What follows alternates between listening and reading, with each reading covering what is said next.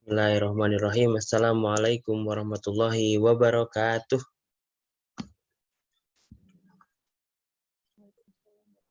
Alhamdulillah hamdan katsiran thayyiban mubarakan fi kama yuhibbu rabbuna wa yarda. Asyhadu an la ilaha illallah wahdahu la syarikalah wa asyhadu anna Muhammadan abduhu wa rasuluhu wa la nabiyya wa la rasula ba'da. Rabbi zidna ilman warzuqna fahman. Amin amin ya rabbal alamin. Alhamdulillah, tiada kata yang pantas kita ucapkan pada pagi hari ini selain bersyukur kehadirat Allah Subhanahu wa taala yang telah berikan kita rahmat, nikmat, hidayah dan taufik sehingga kita Allah ringankan untuk bisa hadir pada majelis ilmu di subuh hari ini. Alhamdulillah. Salawat dan salam mari kita limpah curahkan kepada Nabi Muhammad sallallahu alaihi wasallam, kepada para keluarganya, kepada para sahabat, kepada para tabi'in, tabi'ut tabi'in, serta kepada seluruh kaum muslimin dan mukminin yang berjalan di atas sunnah beliau hingga akhir zaman nanti. Amin amin ya rabbal alamin. Ya alhamdulillah, pada kesempatan kali ini insya Allah kita akan melanjutkan materi yang kita sedang pelajari ya. Insya Allah berkaitan dengan merawat dan menumbuhkan fitrah keimanan bersama Ustadz Adriano Rusfi. Ya, sebelumnya mari kita mulai terlebih dahulu seperti pembiasaan di Darul Hikam. Kita akan membaca surat Al-Fatihah bersama-sama. Oleh Bapak Ibu, Akang Teteh, teman-teman semuanya untuk mengikuti tilawahnya, insya Allah izin saya pimpin.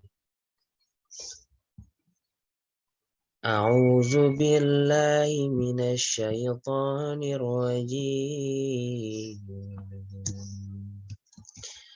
Bismillahirrahmanirrahim. Alhamdulillahi rabbil alamin. Ar-Rahmanir-Rahim, Maliki Yaumiddin. Iyyaka na'budu wa iyyaka nasta'in. Ihdinas siratal mustaqim. Siratal ladzina an'amta 'alaihim ghairil maghdubi 'alaihim waladdallin.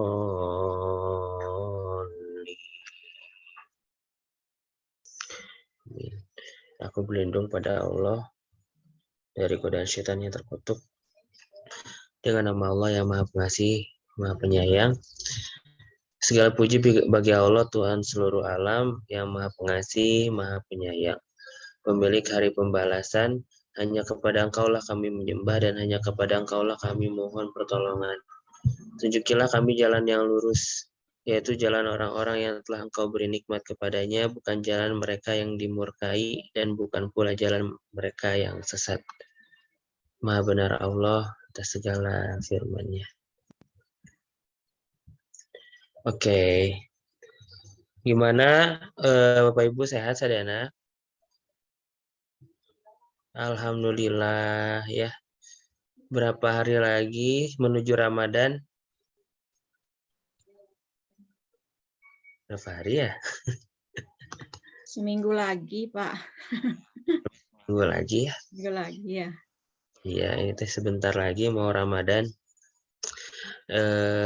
Gimana persiapannya? Apa aja Bu nih yang disiapin ya?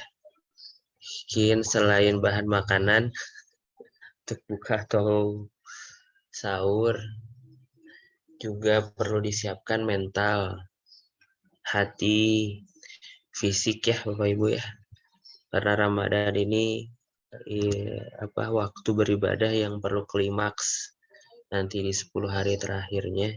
Jadi perlu banyak persiapan yang tidak ada salahnya kita siapkan walaupun sudah sebentar lagi. seperti itu ya. Ini hanya reminder saja. Dan insya Allah di bulan Ramadan pun kita tetap melaksanakan ya kelas tafsir tematik ini dengan tema-tema yang ada insya Allah. Setelah selesai tema yang tentang fitrah keimanan ini, kita akan lanjut ke tema-tema selanjutnya. Nah, apakah sudah hadir ya? Sambil menunggu Adiano Rosfi hadir ya. Saya izin untuk mereview nih, bertanya kepada Bapak Ibu, Akang Teteh semua yang sudah hadir di sini. Apa saja yang sudah didapat, insight-insight mungkin dari minggu lalu, catatan-catatannya, atau minggu-minggu sebelumnya boleh ya. Yang mau sharing, saya mendapatkan A, saya mendapatkan B gitu ya. Hal-hal yang mungkin sebelumnya belum pernah didengarkan, belum pernah dipelajari, dan dapat materinya di sini juga boleh di-sharing. Mangga, ada yang mau sharing?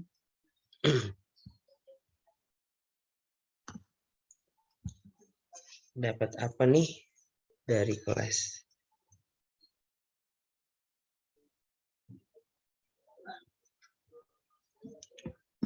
Oke, ada. Kalau tidak, boleh saya izin tunjuk ya. Sambil disiapkan catatannya nih. Oke. Di sini ada Dila Sinansari. Assalamualaikum Teh Dila.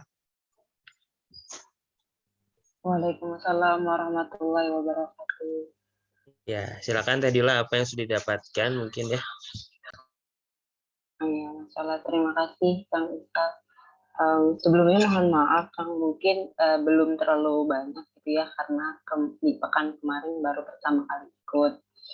Ternyata terlewat satu sesi, yaitu sesi di awal. Tapi Masya Allah itu baru pertama kali ikut, bahasanya langsung dalam sekali, yaitu mengenai hati gitu.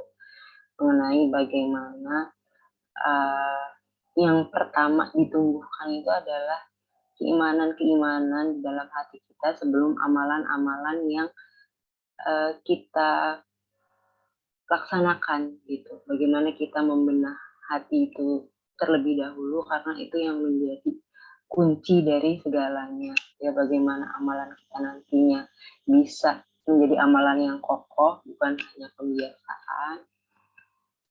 Lalu juga bisa memberikan dampak yang luas gitu ya, karena kalau berurusan sama hati, berurusan dengan ketulusan juga. Ketulusan akan berpengaruh dengan keberkahan, keberkahan akan berpengaruh dengan kekokohan dan keistiqomahan gitu, ternyata ya Allah, Masya Allah. Dan yang terakhir juga ketika disampaikan di dalam grup gitu ya, mengenai tulisannya Ustadz Aat tentang kasus-kasus yang terjadi pada hari ini gitu. Ada beberapa case yang ternyata bukan hanya hari ini terjadinya, tapi beberapa tahun silam juga, terutama pada seorang ibu gitu ya. Itu sih yang membuat Masya Allah perlu, ini hal prioritas yang harus menjadi salah satu kurikulum untuk kita belajar bersama gitu, terutama untuk diri saya pribadi.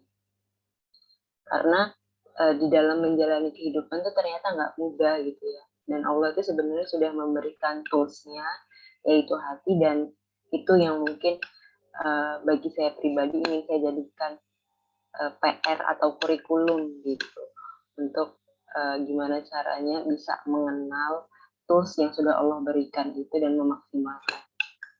Sehingga kasus-kasus yang pernah diangkat sama Ustadz Saat itu tidak terjadi gitu sama kita gitu. Mungkin itu Kang Ica. Insyaallah tabarakallah turun Teh Dila ya. Kuncinya di hati. Mungkin pertanyaan yang kemarin ya di pertemuan sebelumnya ditanyakan, Ustadz, bagaimana ya untuk bisa punya bagaimana caranya kita untuk menumbuhkan keimanan bukan dengan pembiasaan, tapi caranya adalah dengan keteladanan yang tulus dari hati gitu ya. Jadi dimulai dulu nih, kalau misalkan mau menargetkan sesuatu kepada seorang anak, diteladanilah, diberikan contoh yang baik gitu ya, dengan ketulusan juga supaya anaknya pun bisa mengikuti gitu ya. Oke, hatur nuhun Teh Dila. Silahkan mungkin Bapak Ibu yang lain ada yang mau sharing.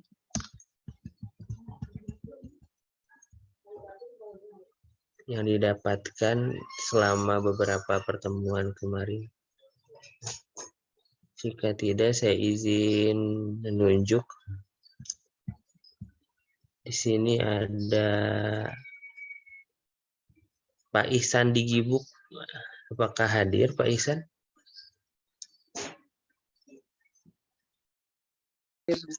Hadir alhamdulillah. Ya, silakan Pak. Iya.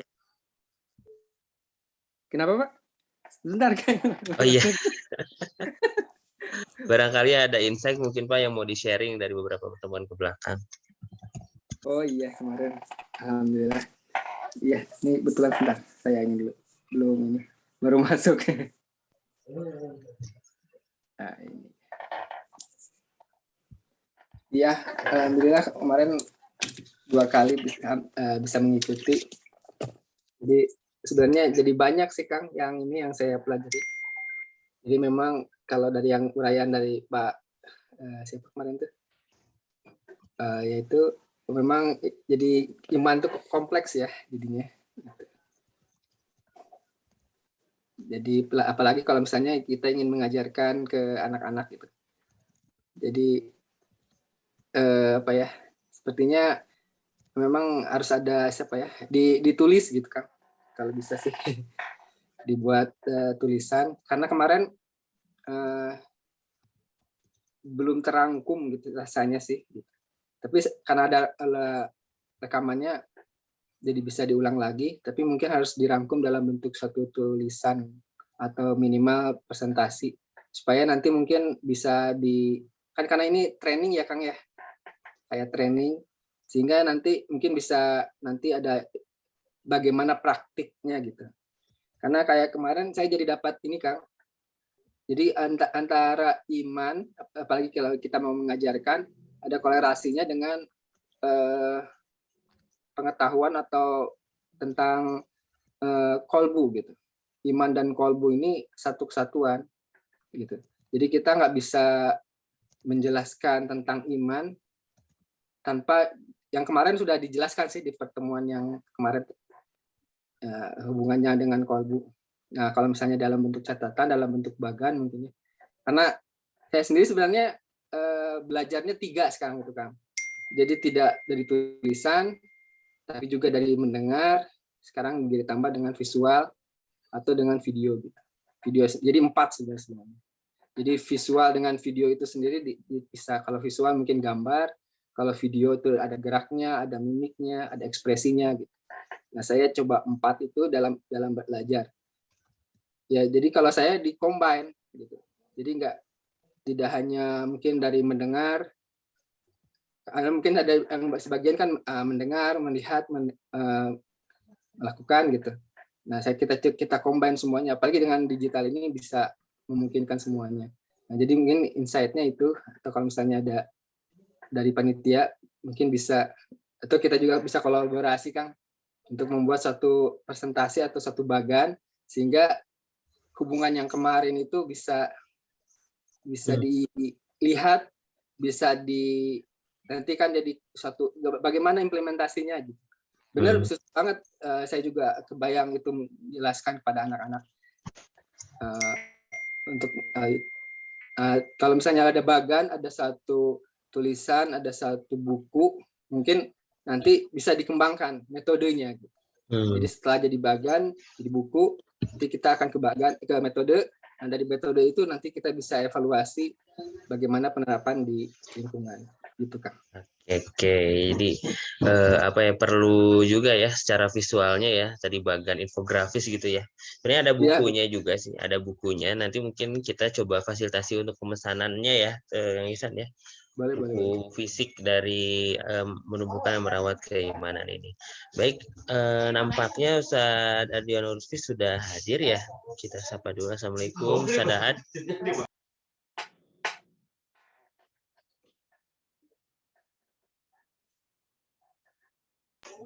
Baik, masih termute Ustaz nampaknya. Tes. Assalamualaikum. Waalaikumsalam warahmatullahi wabarakatuh. Alhamdulillah Suaranya jelas. sudah bagus, Ustaz. Oh, alhamdulillah. Baik. Nah, Bapak Ibu, teman-teman semuanya, karena sudah hadir, mungkin ya tanpa berlama-lama lagi, alhamdulillah, mari kita simak bersama dan mari kita ini yang memungkinkan, mari kita catat nih apa nih yang bisa kita ambil ya pembelajaran pada hari ini sehingga ilmunya tidak hilang begitu saja. Oke, turun. Tafadhol Ustaz, kepada Ustaz Aad, waktu dan tempat dipersilahkan. Bismillahirrahmanirrahim. Assalamualaikum warahmatullahi wabarakatuh. Waalaikumsalam warahmatullahi Waalaikumsalam warahmatullahi wabarakatuh. Alhamdulillahirabbil alamin. Wa bihi nasta'in ala umuri dunya waddin.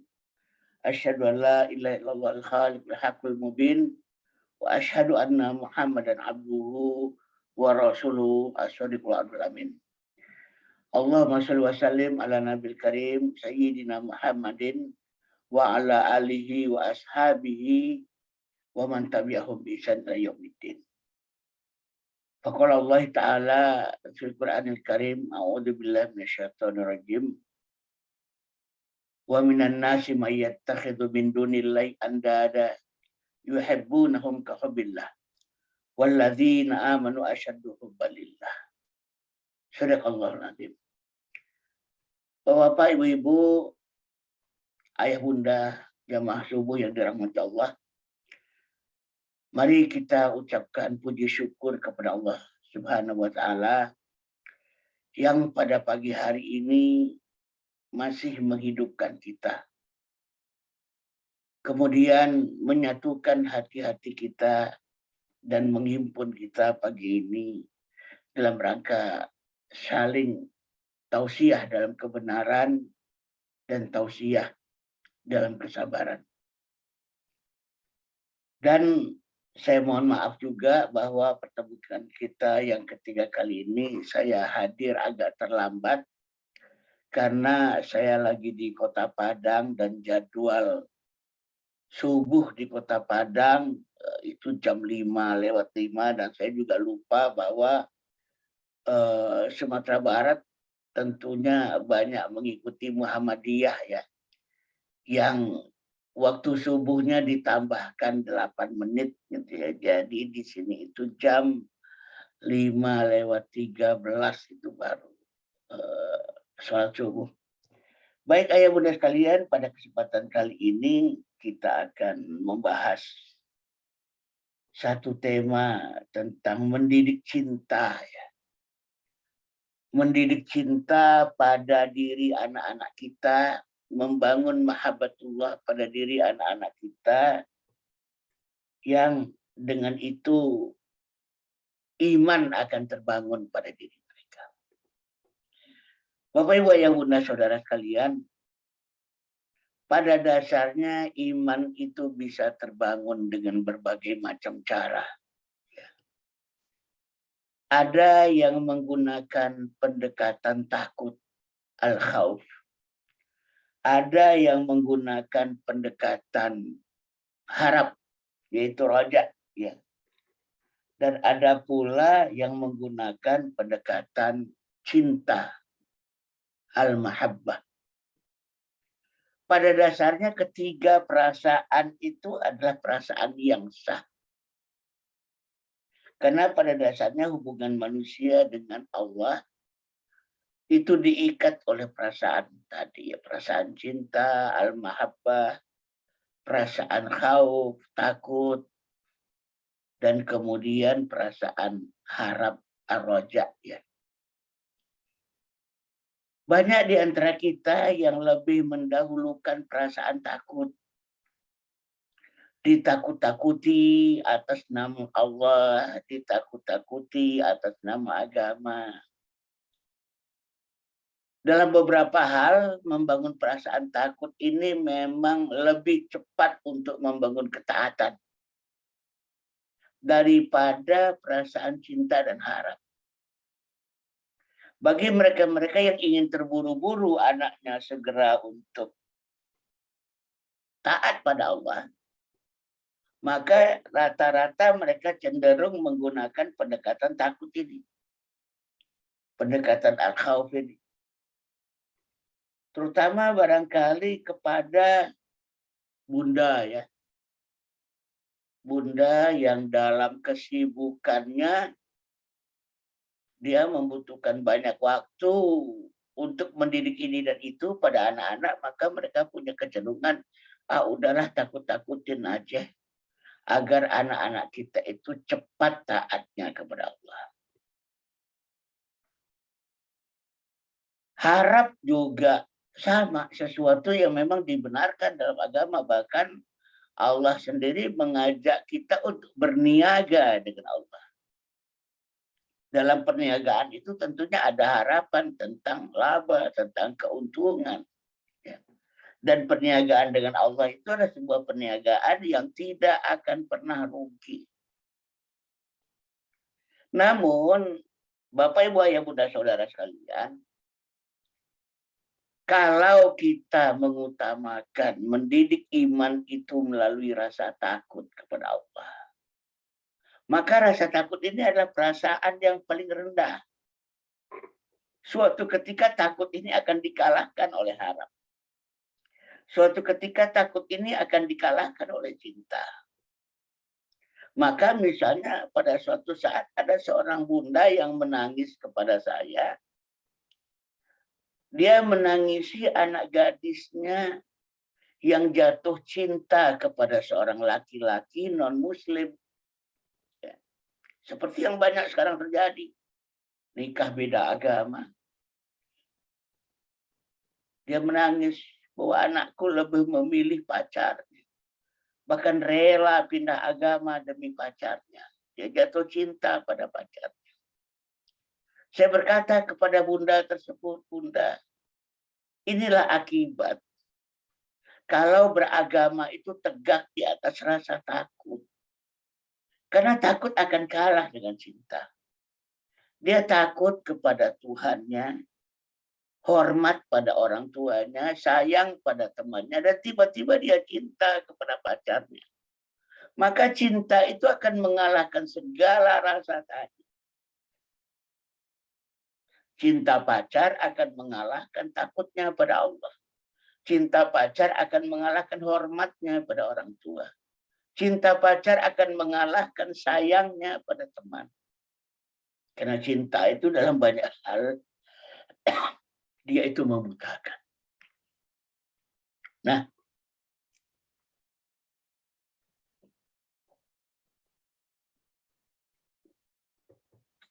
ayah bunda, saudara-saudara, jamaah subuh yang dirahmati Allah. Yang terbaik bagi kita adalah mendidik cinta. Cinta akan Allah, cinta akan Rasul, dan cinta akan agamanya. Dan jangan khawatir. Cinta itu pasti akan melahirkan harap. Cinta itu akan pasti melahirkan takut. Seorang pecinta, dia akan punya ketakutan akan dia yang dia cintai. Takut si dia marah, takut si dia pindah ke lain hati, takut si dia akan meninggalkannya, takut si dia nggak suka. Pada dasarnya seorang pecinta atau pada akhirnya akan menjadi penakut juga. Takut sudah pasti akan menurunkan rasa harap. Harap bahwa dia juga mencintai saya. Harap bahwa dia juga akan menyayangi saya. Harap bahwa dia akan berbagi hati dengan saya dan seterusnya. Dan cinta ini adalah rasa yang paling tinggi. Sedangkan takut adalah perasaan pada level yang paling rendah. Maka tak mengherankan ayah bunda sekalian, jika pembahasan-pembahasan tentang iman akan sangat sering terkait dengan pembahasan-pembahasan tentang cinta.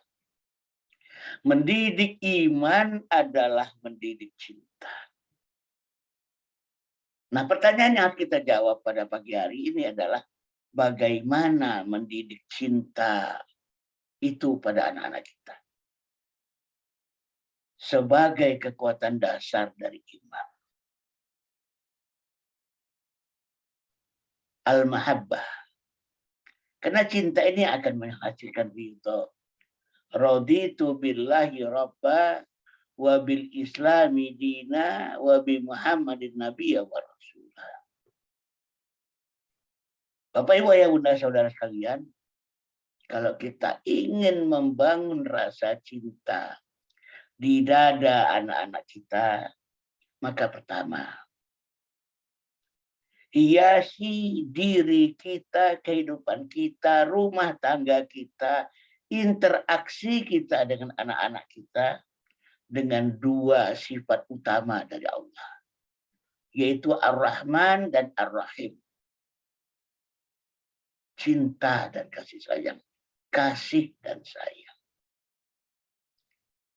Allah memiliki banyak sifat. Ada 99 nama dan sifat yang tercantum dalam Al-Asma'ul Husna. Tapi dari semua nama dan sifat itu terhimpun kepada dua sifat utama, kepada dua nama utama Allah, yaitu Ar-Rahman dan Ar-Rahim. Bahkan nama dan sifat Allah itu lebih dari 99. Ada yang diajarkan kepada Rasulullah, ada yang diajarkan kepada manusia, bahkan ada yang dia tidak ajarkan. Tapi dari semua sifat dan nama Allah itu, sekali lagi, dia itu saripatinya hanya ada dua. Yang maha pengasih dan yang maha penyayang. Ar-Rahman Ar-Rahim. Rasulullah SAW sendiri bersabda, berakhlaklah kalian dengan akhlak Allah. Para sahabat bertanya, apa itu akhlak Allah ya Rasulullah? Rasulullah menjawab, Ar-Rahman Ar-Rahim. Kalau kita ingin anak-anak kita mencintai Tuhannya, mencintai Rasulnya, mencintai agamanya, hiasi Ar-Rahman Ar-Rahim ini di dalam diri kita, pikiran kita, jiwa kita, hati kita, rumah kita, segala tindak tanduk kita, pendidikan kita, dipenuhi dengan ini semua. Karena cinta itu lahir dari kasih sayang. Dan cinta itu juga akan melahirkan kasih sayang.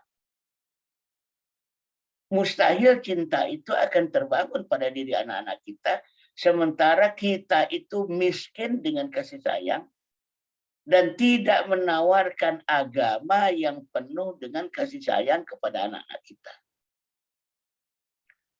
Anak-anak kita hanya diomelin atas nama agama, diomelin atas nama Allah, diomelin dan dimarahi atas nama Rasulullah.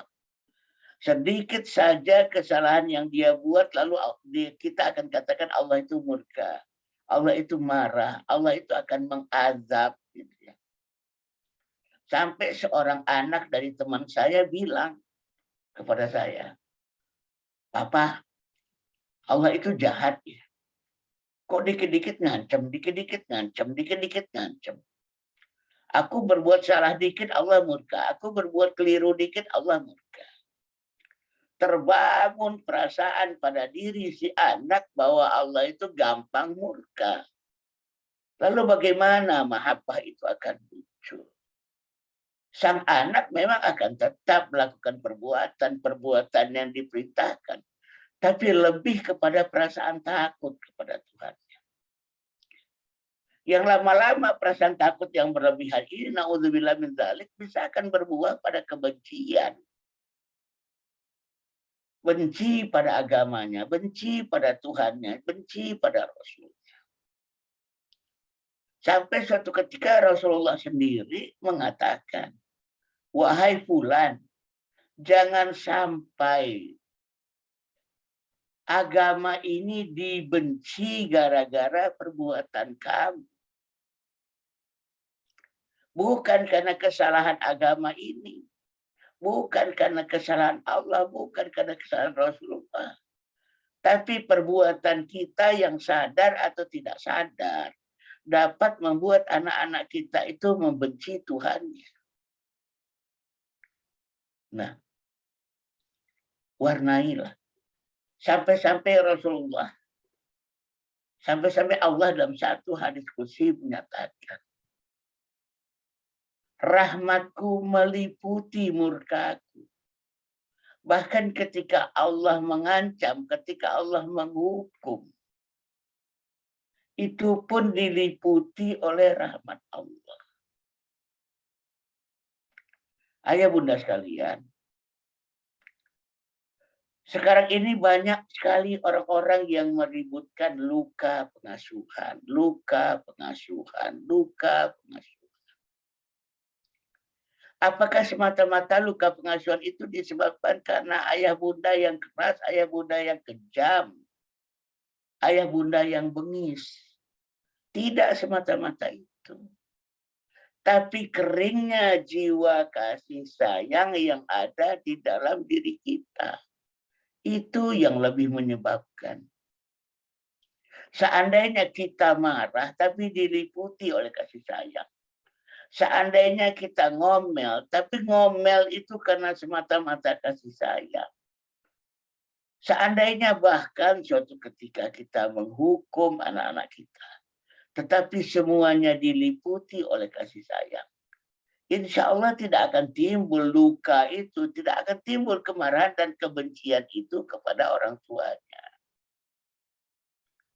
Seandainya kita itu meliputi semua tindakan kita kepada anak-anak kita dengan kasih sayang, maka kasih sayang itu sendiri akan menjadi obat bagi lukanya. Cinta itu sendiri akan menjadi pembasuh bagi rasa sakit dan rasa perih pada anak-anak kita. Karena perilaku yang mungkin berlebihan dari kita terhadap anak-anak kita.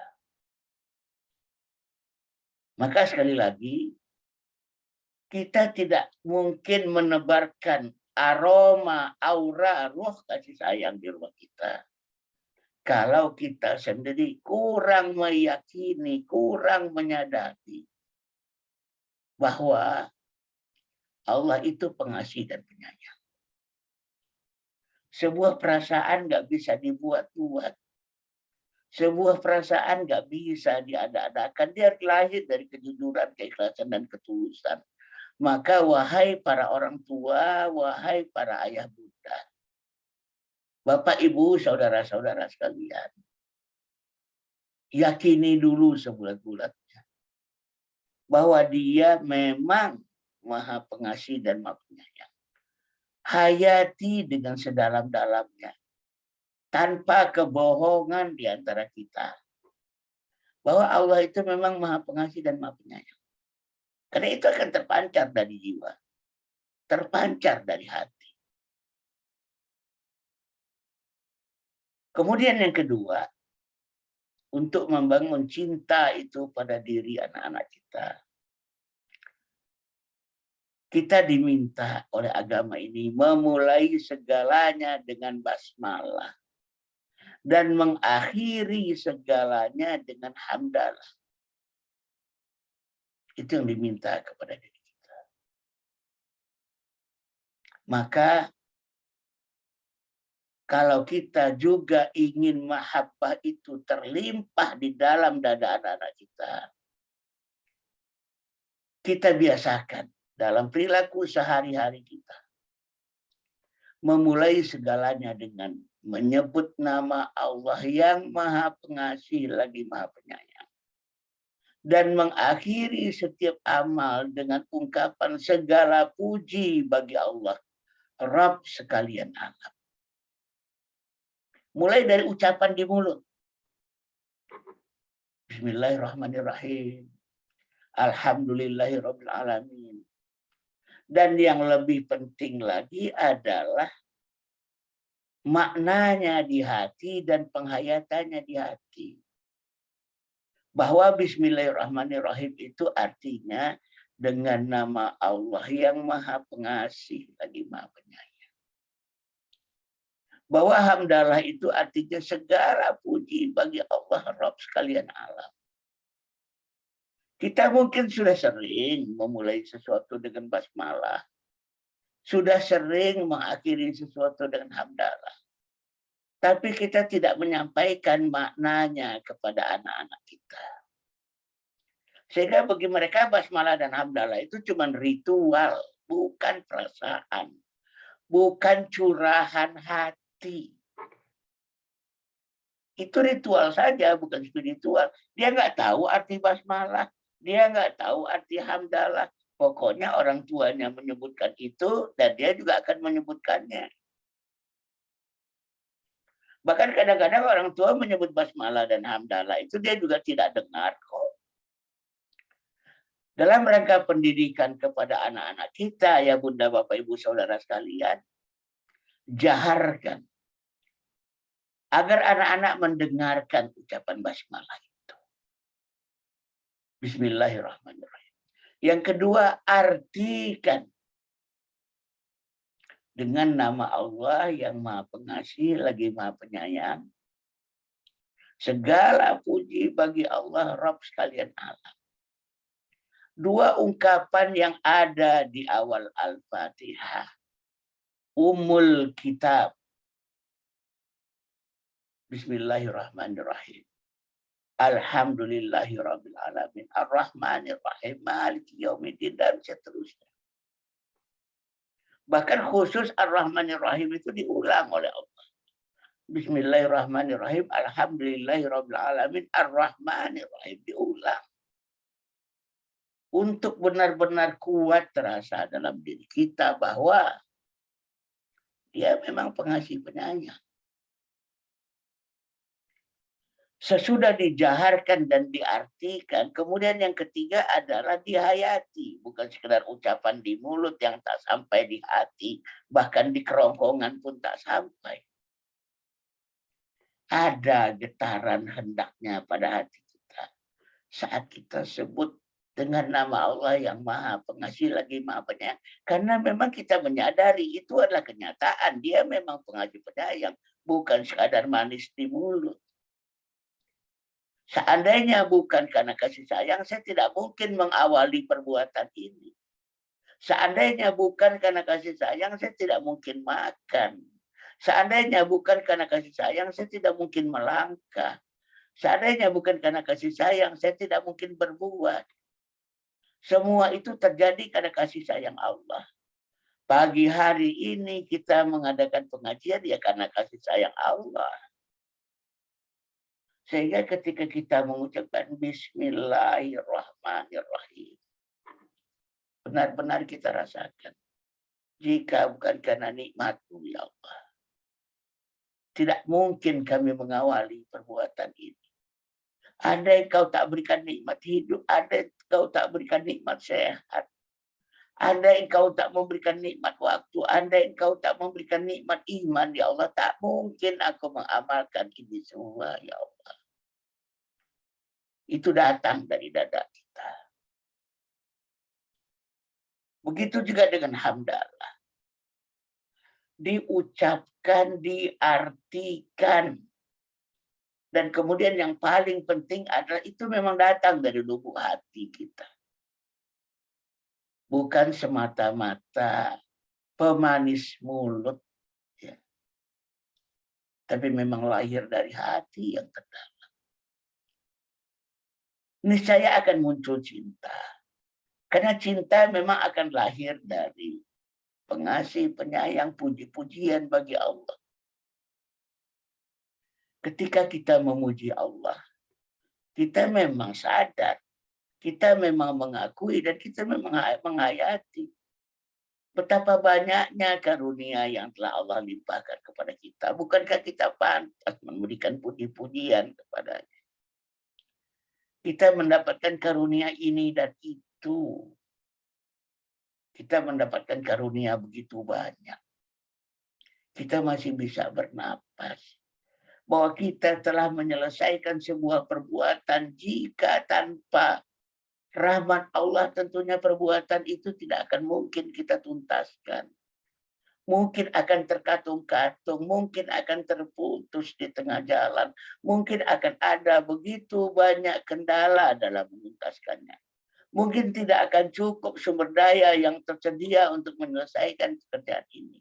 Dan karena pertolongan Allah yang luar biasa, alhamdulillah pekerjaan ini selesai juga. Alhamdulillah.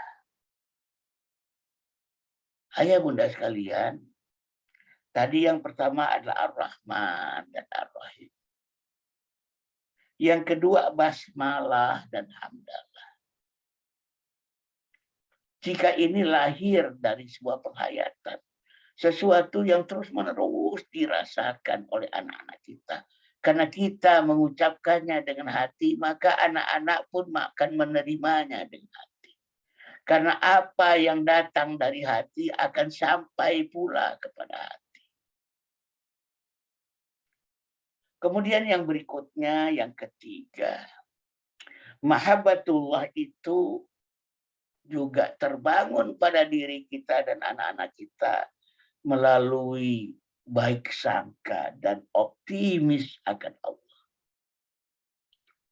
Sekali lagi, melalui baik sangka, husnudzon, positive thinking, dan optimis yang selalu kita tebarkan tentang Allah itu. Sekali lagi, kita sedang berbicara cinta. Mana mungkin cinta lahir dari buruk sangka. Mana mungkin cinta lahir dari pesimisme. Mustahil. Ketika aura kita, ruhiyah kita dipenuhi oleh buruk sangka. Bahkan kepada apapun. Gak mungkinlah lahir cinta itu. Dalam satu hadis qudsi, Allah berfirman, Ana kadzoni abdili.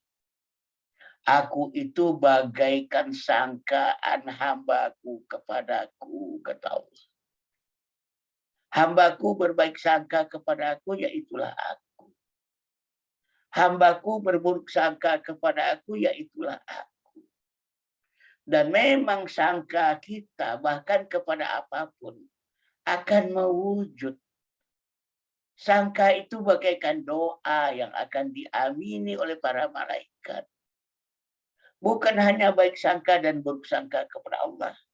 Bahkan baik sangka dan buruk sangka kepada diri sendiri. Akan kejadian. Baik sangka dan buruk sangka kepada anak-anak kita. Baik sangka dan buruk sangka pada kehidupan. Baik sangka dan buruk sangka kepada zaman. Akan kejadian. Terhadap diri sendiri, misalnya seorang Henry Ford pernah berkata, jika kalian yakin kalian mampu atau kalian yakin kalian tak mampu, dua-duanya benar. Dua-duanya akan kejadian. Kalian yakin kalian mampu akan kejadian. Kalian yakin kalian nggak mampu akan kejadian. Manusia akan hidup dengan penuh cinta, dengan rileks, dengan senyum. Kalau dia juga berbaik sangka dengan kehidupan. Baru-baru ini seorang ibu menggorok leher 3 orang anaknya. 1 orang meninggal dan alhamdulillah yang 2 orang berhasil diselamatkan. Kenapa sampai dia menggorok? Dia buruk sangka akan kehidupan.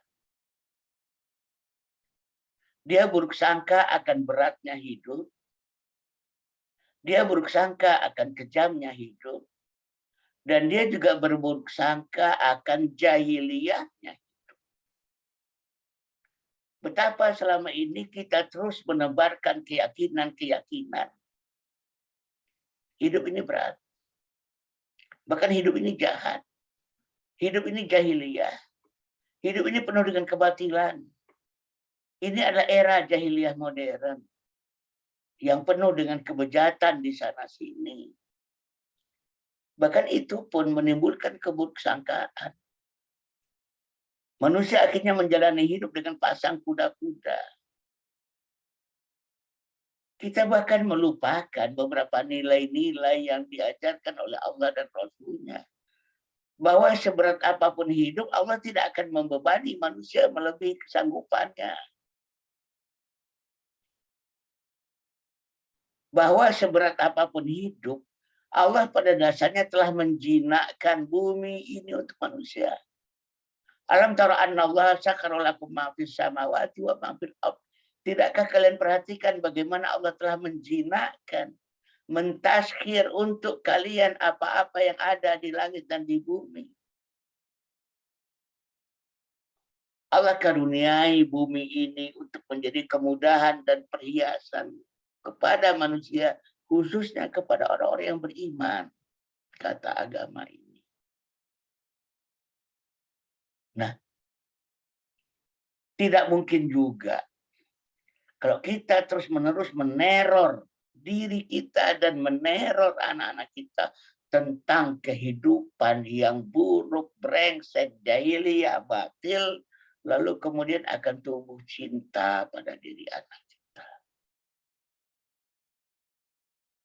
Saudara-saudara, Bapak, Ibu, Ayah, Bunda sekalian, hidup memang ada godaannya.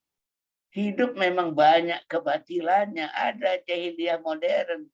Ada kehidupan akhir zaman yang penuh dengan fitnah. Tetapi sebenarnya tetap saja kehidupan ini Allah jadikan islami dan indah bagi hamba-hamba. Allah berfirman, "Afa ghairu dinillah yabghun walau aslama man fis samawati wal ardh tau'an wa karhan wa ilaihi yurja'un." Apakah selain agama Allah yang akan kalian cari? Padahal telah Islam apa-apa yang ada di langit dan di bumi dengan suka atau terpaksa, dan kepada Allah semuanya dikembalikan. Bapak, Ibu, Ayah, Bunda, saudara sekalian, cobalah lihat di sekeliling kita. Berapa banyak yang hak dan berapa banyak yang batil. Bukankah sebagian besar masih hak? Lihat pada diri kita sendiri, bukankah sebagian besar masih hak?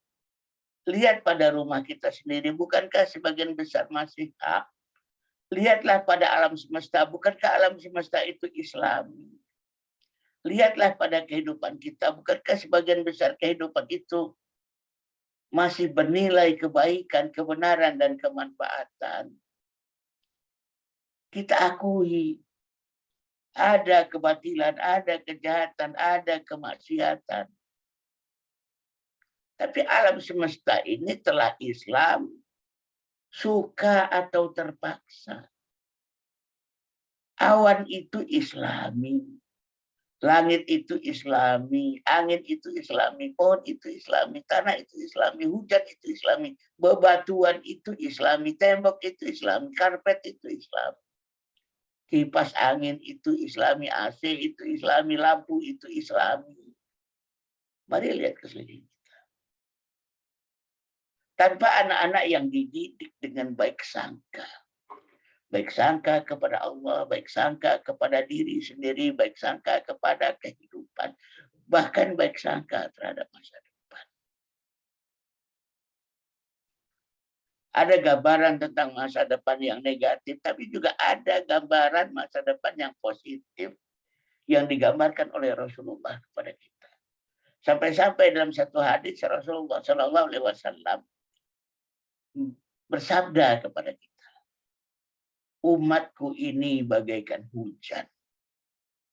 Tidak tahu kita mana yang lebih baik sebelumnya atau sesudahnya.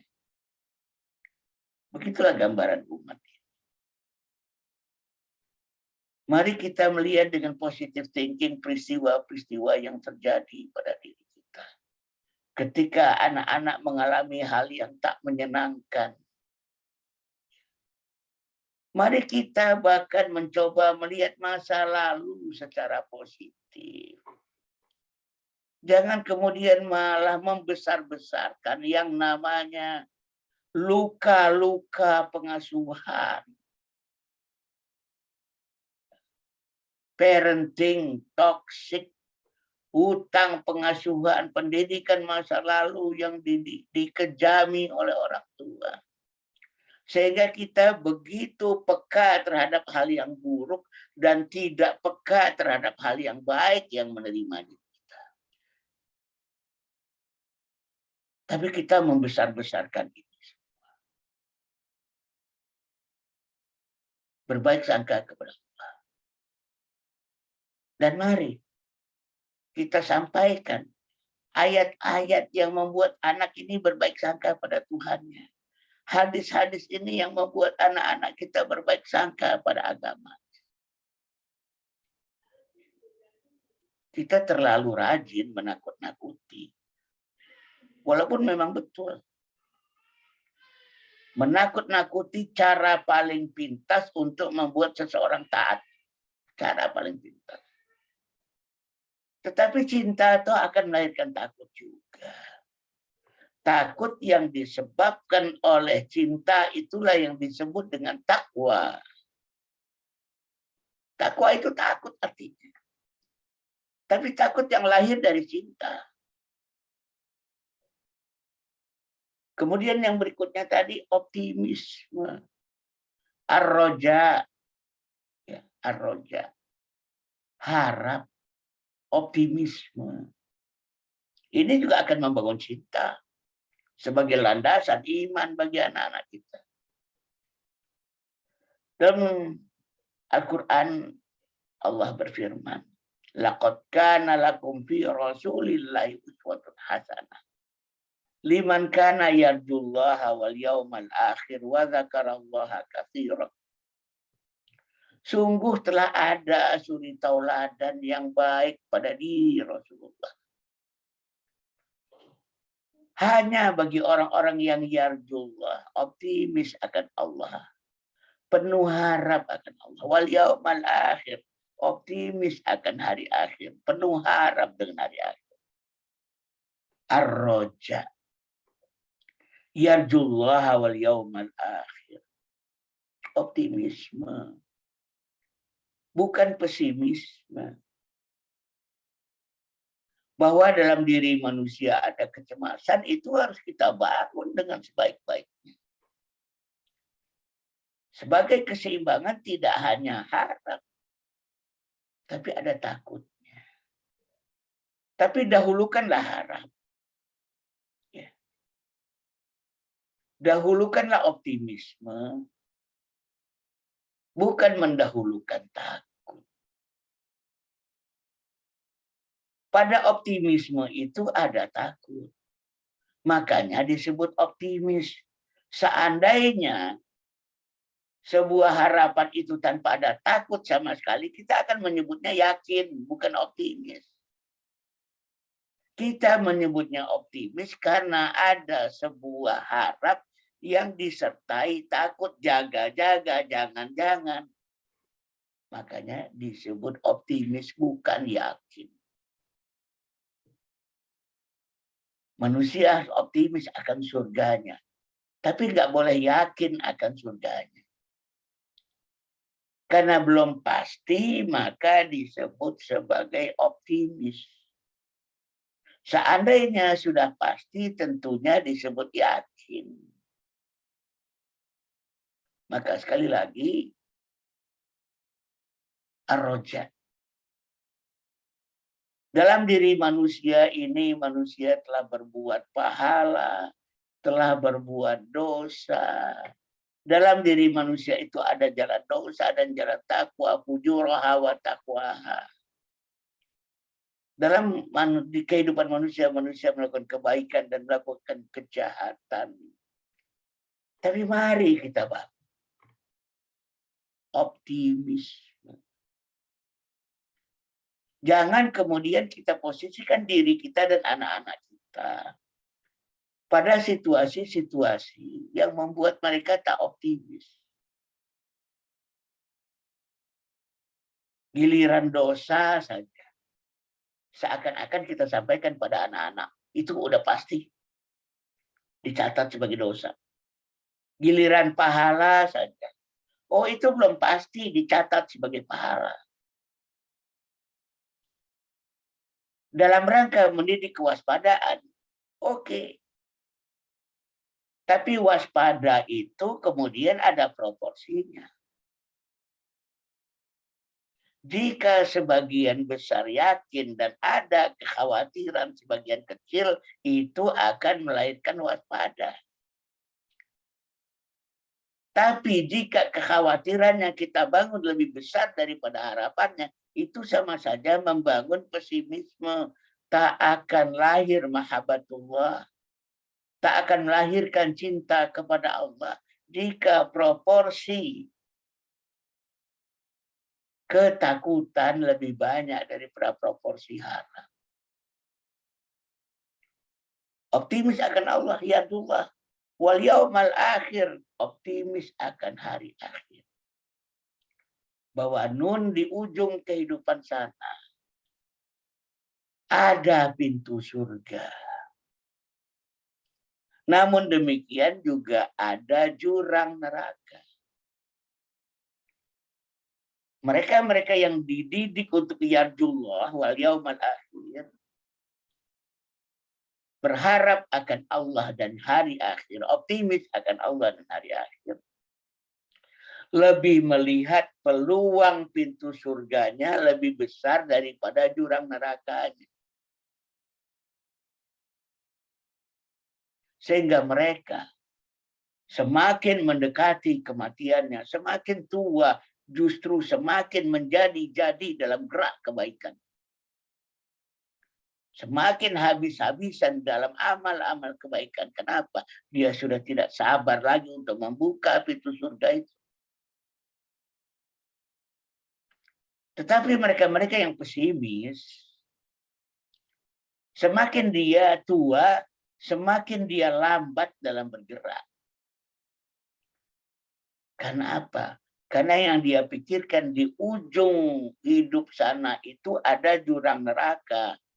Dia juga takut kejeblos ke dalamnya karena memikirkan jurang, bukan memikirkan pintu. Orang yang memikirkan pintu surga lebih daripada jurang neraka, dia akan mempercepat langkahnya. Seperti gambaran diri Rasulullah menjelang kematiannya, menjelang akhir hayatnya. Para sahabat mengatakan gerak Rasulullah makin cepat.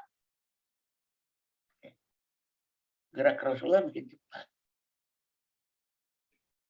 Digambarkan Rasulullah itu seperti orang yang turun gunung.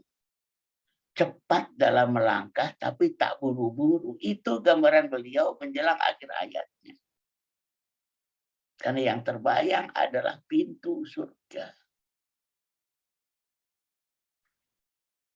Ayah, bunda, bapak, ibu, saudara sekalian. Seandainya kita didik anak-anak kita akan optimisme terhadap hari akhirnya. Optimisme tentang surganya. Sekali lagi, optimis tidak sama dengan yakin. Maka orang-orang semacam ini pasti akan melihat kehidupan yang panjang sesudah mati. Sehingga dia menitipkan mimpi dan cita-citanya di akhirat. Tidak ngotot bahwa mimpi-mimpinya itu harus terwujud saat ini juga, di dunia ini juga. Seandainya mimpi itu tak terwujud, maka gagallah aku. Kenapa ada manusia semacam itu? Karena dia tidak melihat akhirat. Betapa banyaknya ibu-ibu yang merasa dirinya kecewa akan dirinya karena cita-citanya nggak tercapai.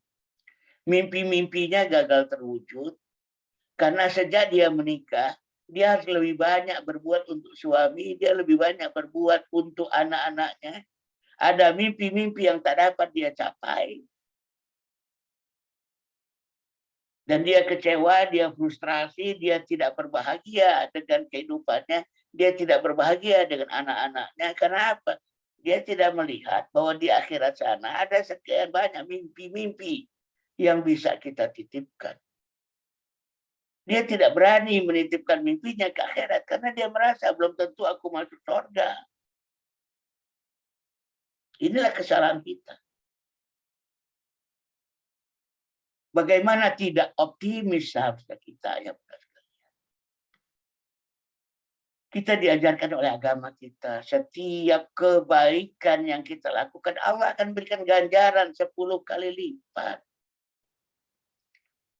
Sedangkan setiap keburukan yang kita lakukan, Allah akan memberikan dosa 1 kali lipat. Di bulan Ramadan, bahkan pahala itu 10 kali 70 alias 700 kali lipat. Sementara dosa itu di bulan Ramadan tetap 1 kali lipat. Bagaimana tak mungkin optimis kita akan hari akhir. Belum lagi kita bicara tentang rahmat Allah. Bicara tentang ampunan Allah. Bicara tentang syafaat Rasulullah. Kita dikepung oleh sekian banyak kebaikan. Sehingga dalam satu hadis riwayat Muslim kepada kita diingatkan. Seandainya manusia menjalani hidup secara normal, niscaya baginya itu ada surga. Begitu banyak hal-hal yang membuat manusia itu dilapangkan jalannya oleh Allah menuju surga. Kalau toh ada manusia yang masuk neraka, maka sungguh dia itu karena melampaui batas, kelewatan. Dalam bahasa Arabnya disebut tagha, orangnya adalah tagut. Begitu besarnya ampunan Allah. Begitu besarnya karunia Allah. Ada sekian banyak hal yang membuat dosa manusia itu terhapus. Di bulan Ramadan digambarkan oleh Rasulullah, man shoma Ramadana imanan wa ihtisaban ghufira lahu ma taqaddama min dzambih. Barang siapa yang berpuasa di bulan Ramadan dengan iman dan penuh dengan perhitungan, well management, Allah ampuni dosanya yang telah berlalu. Laki-laki yang melakukan sholat Jumat, maka dosanya Allah ampuni dari Jumat sebelumnya kepada Jumat yang sekarang. Lalu di dalam khutbah Jumat, khatib membacakan doa yang diamini bersama. Allahumma ighfir lil muslimina wal muslimat wal mu'minina wal mu'minat al ahya'i minhum wal amwat innaka sami'un qaribun mujibud da'wat wa ya qadiyal hajat. Ya Allah, ampunilah dosa muslim laki-laki dan muslim perempuan. Mukmin laki-laki dan mukmin perempuan yang masih hidup di antara mereka maupun yang sudah mati. Seandainya muslim sedunia yang sholat Jumat hanya 100 juta orang. Satu saja dari 100 juta orang ini Allah terima aminnya.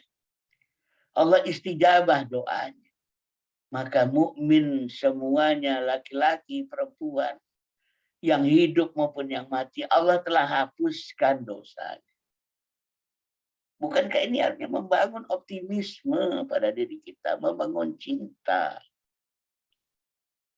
Tapi seakan-akan hal ini kita sembunyikan dalam pendidikan anak-anak kita. Takut anak kita ngenteng-ngentengin, takut anak kita gegabah, takut anak kita over optimis, takut anak kita ceroboh. Lalu kita sembunyikan kebenaran dari mereka. Gagal mereka menjadi manusia yang optimis akan agama. Padahal kita tidak diminta oleh agama ini untuk tidak menyembunyikan kebenaran. Sampaikan kabar gembira dari Allah.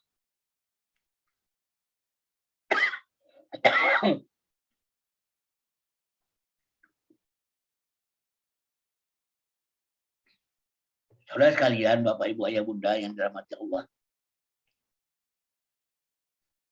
Allah berfirman, A'udzubillahi minasyaitonir rajim. Wala talbisul haqqo bil batil Wa taktumul haqqa wa antum ta'lamun. Jangan kalian campur baurkan antara yang hak dengan yang batil. Dan kalian sembunyikan kebenaran itu. Sedangkan kalian mengetahui kebenaran itu.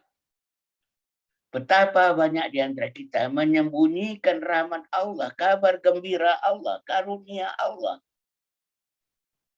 Tapi kita sembunyikan. Takut anak kita ceroboh, takut anak kita nganggap enteng, takut anak kita ngegampangin. Berkali-kali Allah meminta pada kita, wabashiril mu'minin. Berikanlah kabar gembira kepada orang-orang yang beriman. Berikutnya, ayah bunda sekalian, bersyukur. Ayah bunda yang penuh syukur dan ayah bunda yang mengajarkan anak-anaknya tentang syukur, maka insya Allah itu juga bagian dan upaya menumbuhkan mahabbatullah sebagai landasan dari iman anak-anak kita. Syukur. Melihat segala peristiwa dalam perspektif yang positif dan mendaya gunakan segala rahmat Allah di jalan Allah. Itulah syukur. Allah berfirman dalam Al-Quran, wa ista'adzana rabbuka la in syakartum la azidannakum wa la in kafartum inna azabi lasyadid. Dan ingatlah ketika Tuhanmu mendeklarasikan, jika kalian bersyukur, akan kami tambahkan nikmat kami atas kalian. Dan jika kalian kufur, sesungguhnya azabku amat pedih. Bapak Ibu, jamaah sekalian rahimakumullah. Bahkan ayat ini pun menceritakan tentang syukur dengan cara-cara yang telah menggambarkan syukur itu sendiri. Coba kita lihat. Ketika Allah menyatakan, jika kalian bersyukur, akan kami tambahkan nikmat kami. Allah menggunakan kata kami ketika itu. Aku dengan segenap kekuasaanku, aku dengan segenap kerajaanku akan menambahkan nikmat bagi kalian. Tapi ketika Allah bicara kufur, Allah cuma bicara tentang aku. Bukan kami. Kenapa? Ya tadi.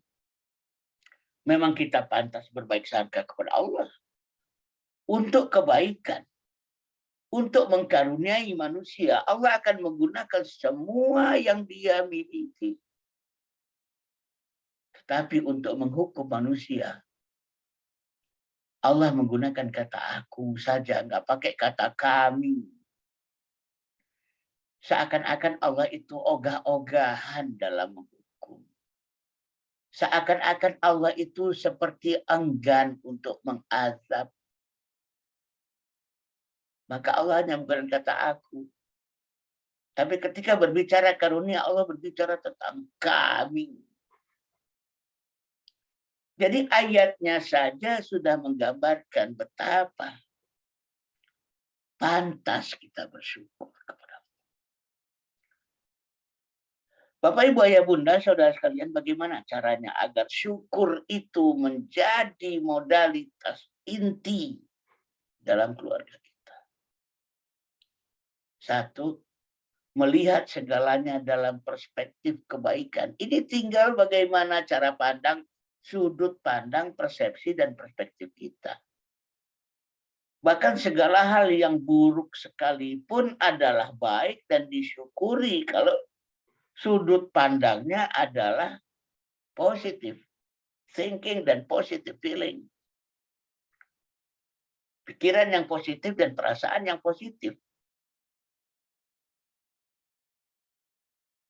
Apa-apa yang kita anggap sebagai musibah sekalipun, bencana, malapetaka sekalipun. Kalau perspektif kita, paradigma kita adalah paradigma syukur, maka segalanya akan kita lihat sebagai kebaikan. Apa-apa yang kita anggap buruk, di mata Allah boleh jadi baik. Didik anak-anak kita demikian. menjadi manusia yang mensyukuri. Pertama adalah membangun sudut pandang dan cara pandang. Kemudian syukur itu juga dibangun dengan cara ya, selain melihat segalanya dari cara pandang dan sudut pandang yang bagus, lalu kemudian mampu melihat kebaikan Allah dalam detail-detail yang kecil. Yang kelihatannya nggak seberapa, yang kelihatannya sepele, yang kelihatannya remeh. Kalau kita mampu melihat detail-detail kecil itu sebagai kebaikan Allah, maka syukur itu akan terbangun. Kemudian nggak jauh-jauh, syukur itu terbangun dengan melihat karunia Allah pada diri kita sendiri. Wa amma bi ni'mati rabbika fahaddits. Dan atas nikmat-nikmat Allah itu tolonglah disebut-sebut, hendaklah diungkapkan. At-tahaddus bin ni'mah. Anak kita dikaruniai oleh Allah banyak kebaikan. Ada yang cerdas, maka apresiasilah kecerdasan itu. Ada yang tampan, apresiasilah ketampanan itu. Ada yang cantik, apresiasi kecantikannya. Ada yang kreatif, apresiasi kreativitasnya. Sebagai karunia-karunia dari Allah. Ada yang kuat, apresiasi kekuatannya. Jangan diingkari. Kita ini kikir sekali mengapresiasi dan memuji anak-anak kita. Kadang-kadang kita takut anak kita sombong, makanya kita tak pernah memujinya. Anak-anak yang kering dengan pujian, pertama dia akan tidak bersyukur. Tidak menghayati bahwa Allah memberikan dia karunia begitu banyak. Guru saya, almarhum Ustadz Rahman Abdullah, pernah mengingatkan kepada saya. Aat, kalau antum cerdas, akuilah cerdas. Kalau antum kreatif, akuilah kreatif. Yang cantik, akuilah cantik. Yang kaya, jangan ngaku-ngaku miskin. Karena orang cerdas yang merasa dirinya bodoh adalah orang kufur nikmat. Orang cantik yang menganggap dirinya jelek, itu pun kufur nikmat. Orang kuat yang menganggap dirinya lemah, itu tak mengakui nikmat Allah. Kufur nikmat. Bukan syukur. Akuilah. Nah,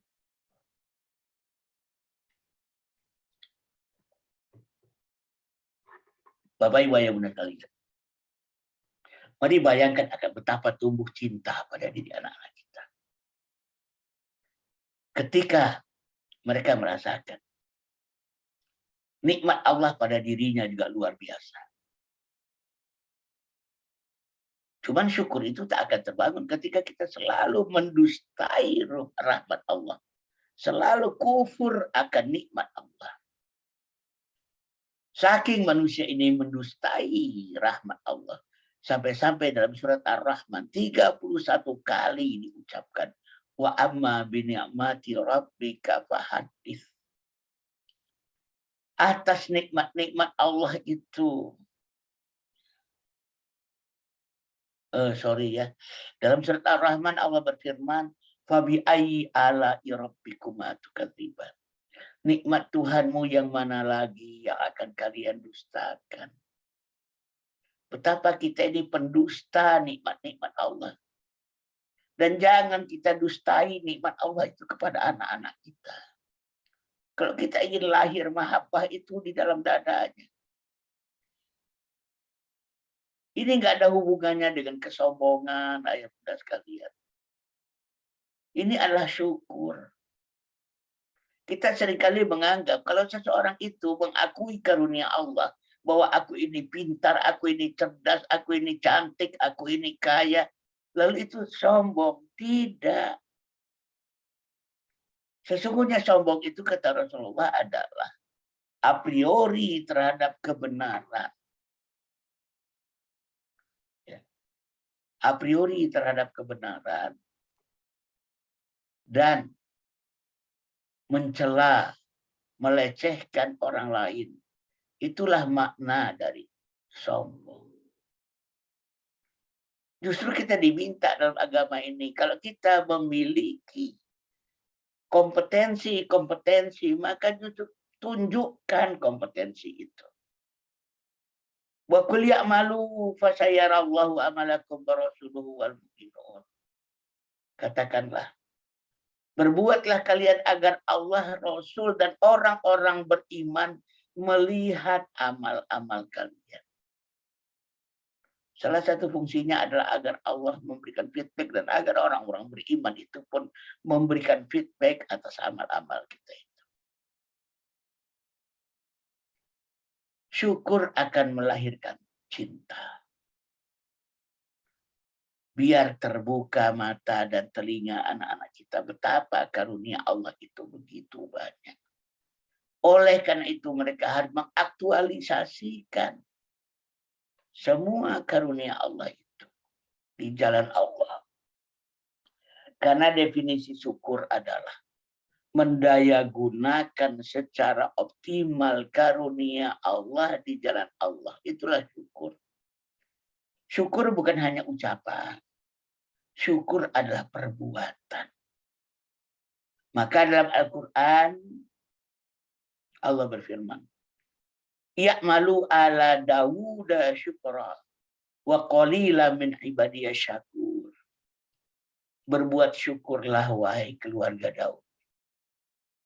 Sekali lagi, berbuat syukurlah wahai keluarga Daud. Dan sedikit sekali di antara hamba-hambaku yang bersyukur. Yang berikutnya, yang kelima, kalau kita ingin anak-anak kita menjadi pecinta-pecinta Tuhannya sebagai landasan utama dari keimanan, lakukan apa yang diperintahkan oleh Rasulullah. Yasiru wala tu'assiru. Permudahlah, jangan dipersukar. Terutama tentang agama ini. Sekali lagi sabda Rasulullah sallallahu alaihi wasallam, yasiru wala tu'assiru. Permudah, jangan dipersukar. Agar anak itu merasakan lezatnya agama ini, lezatnya iman ini, indahnya agama ini. Betapa agama ini mudah dan agama ini mempermudah. Ada beban, tapi bukan untuk membebani manusia. Di dalam Al-Quran, Allah berfirman, Ma ja'alahu Allahu fid dini min haraj. Allah tidak menjadikan dalam agama ini suatu kesulitan. Sekali lagi, Allah tidak menjadikan agama ini suatu kesulitan. Di ayat lain Allah berfirman, yuridullahu bikumul yusra wa la yuridu bikumul usra. Allah menginginkan kemudahan bagi kalian. Dan Allah tidak menginginkan kesulitan bagi kalian. Dalam sebuah hadis, Aisyah radhiyallahu anha berkata, sesungguhnya Rasulullah itu memilih yang lebih mudah dari dua hal, selama tak jatuh ke dalam dosa. Sekali lagi, sesungguhnya Rasulullah itu memilih yang lebih mudah dari dua hal, selama tak terjatuh ke dalam dosa. Tetapi yang terjadi saat ini adalah terbalik. Betapa agama ini identik dengan sesuatu yang mempersulit, sesuatu yang menjadi beban, sesuatu yang menjadi kesusahan, sesuatu yang menjadi kesulitan, sesuatu yang membelenggu manusia. Karena itu yang ditonjolkan oleh kita kepada anak-anak kita dalam pendidikannya. Itu pula yang cenderung ditonjolkan oleh beberapa penggiat keislaman kepada umat ini. Kesulitan demi kesulitan, kesusahan demi kesusahan. Lalu bagaimana akan terbangun cinta? Allah memang memberikan taklif, beban. Tapi dengan jujurnya agama ini mengatakan beban. Tak ditutup-tutupi. Lalu bersamaan itu agama Allah dan Rasulnya juga memberikan yang namanya rukhsah. Keringanan. Rukhsah ini adalah sebuah kemuliaan. Yang kalau diambil oleh manusia secara benar itu menjadi pahala sendiri. Mengambil rukhsah itu bukan pertanda kelemahan iman. Mengambil rukhsah adalah pertanda kemuliaan seorang hamba. Karena dia mengambil, menerima dengan baik hadiah dari Tuhannya kepadanya.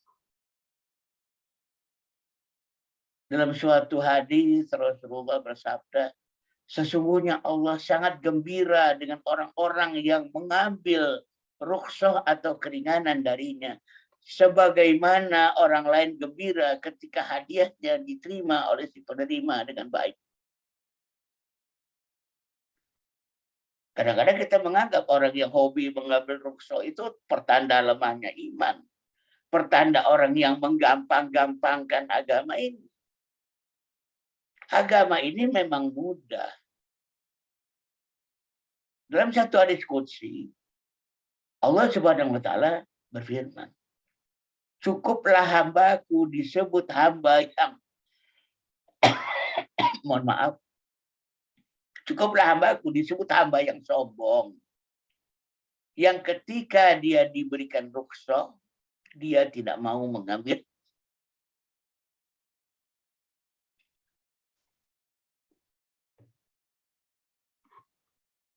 Jangan kesankan. Jangan simpulkan. Jangan sampai terbetik dalam hati anak-anak kita. Bahwa agama ini menyulitkan. Tak akan lahir mahabbah. Tak akan lahir rasa cinta kepada Allah, kepada Rasul, kepada Islam. Jika rasa itu yang diterima oleh anak-anak kita.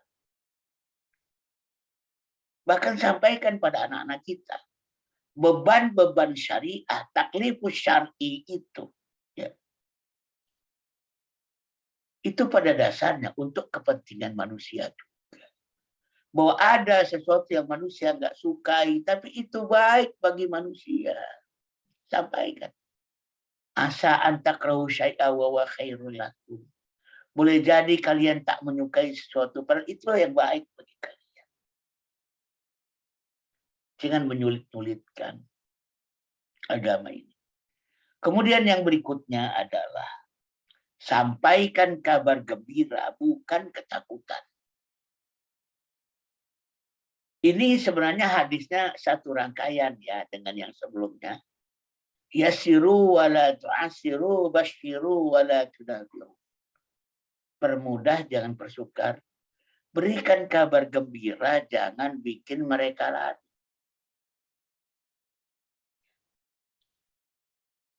Ini satu paket.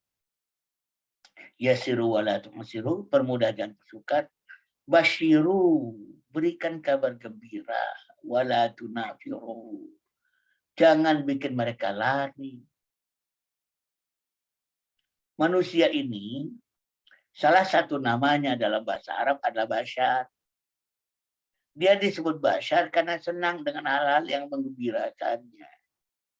Orang itu akan mendekat kalau dia mendapatkan sesuatu yang menggembirakan. Dia akan menjauh kalau ada sesuatu yang menakutkan.